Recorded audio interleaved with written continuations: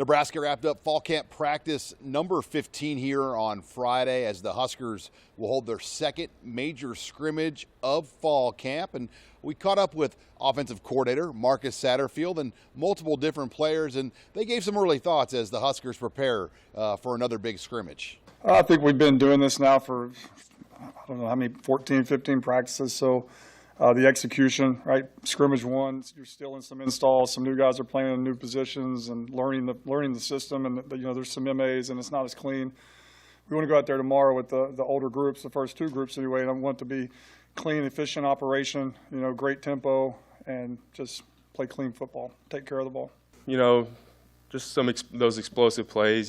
Connecting with those quarterbacks, and then also just knowing our alignment, assignment, just the little things, details, no pre-snap penalties, all those type of things. Just little things that, we need to correct always before game one, because you don't want game one to be the first time, you go out there and experience those things. So just those little details, of all those procedures and all that type of stuff.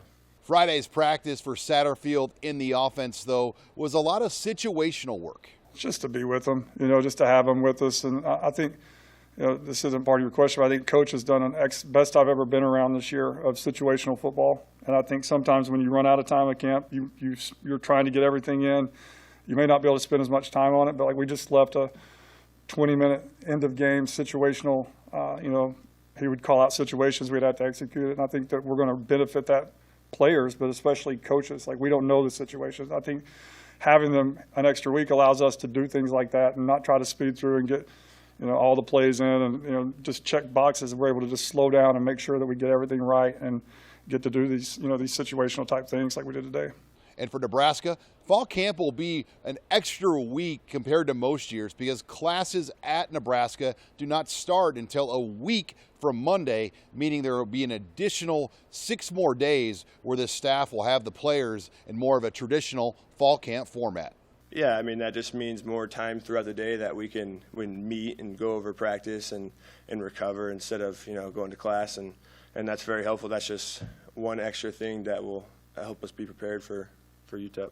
We know a lot about the running back room, guys like Ramir Johnson, Gabe Irvin Jr., and Emmett Johnson, but keep your eyes on Dante Dowdell. It appears that he is coming on as a back here over the last few practices. I had a really good week, last probably 7, 8, I don't know if it's a week because my days are running together, but last 7, 8 practices, he's running the ball really, really hard. He's hard to tackle. I don't think, if he gets past that box, DBs do not want to tackle him. He's getting downhill. He had 2 really good blitz pickups in the last 2 days, so he's improving where he can stay in there on third down. He doesn't have to come off the field because he's getting better and understanding pass protection, but just a very physical runner and gets downhill. Wide receiver Jalen Lloyd also expected to make a big jump as he's seen his body grow and develop almost as much as any player year over year. Yeah, I came in at like 158, playing now at 179, trying to get to 180, 185. Lloyd was a part of the track program where he played a key part in helping the Huskers capture a Big Ten championship. For sure. I think it's just another opportunity to go compete. It also gave me the experience of winning a Big Ten championship, which I think our football team is capable of doing. I've seen our track team do it. It just takes a bunch of effort from the whole team. Another one of those key receivers for the Huskers this year will be Alex Bullock. He's the leader and veteran of that room. Yeah, we got a lot of young guys last year who are, they got that experience under them. So just being able to try to help them also become leaders now that they're experienced, like letting them know that they're not just young guys now, that they're experienced in helping these new freshmen, and just trying to keep that chain rolling so that once us older guys are gone, they can do the same job. And then finally, we caught up with one of Nebraska's tight ends, Nate Borkensher, as this room is pretty veteran with him, Thomas Fedoni, and Luke Lindenmeyer. It's great having Satterfield in there. He really helps us as tight ends kind of know the whole play, every minute detail. And that helps us with leverage and blocking and helps us with, spacing in our pass concepts. And I think that's going to be very helpful for us as tight ends this season. I love my room, not just because it's mine, but, you got Thomas, Nate, you got Luke, the 3 core guys that get a lot of the reps, and then Barrett is kind of the fullback type guy in our room.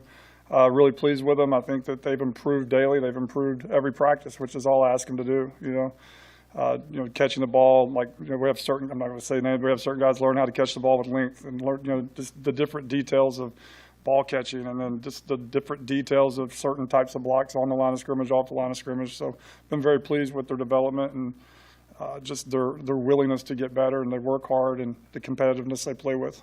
Huskers will scrimmage on Saturday afternoon. They're off Sunday, back again Monday. Reporting here with the Nebraska football team in Lincoln, I'm Sean Callahan of HuskerOnline.com.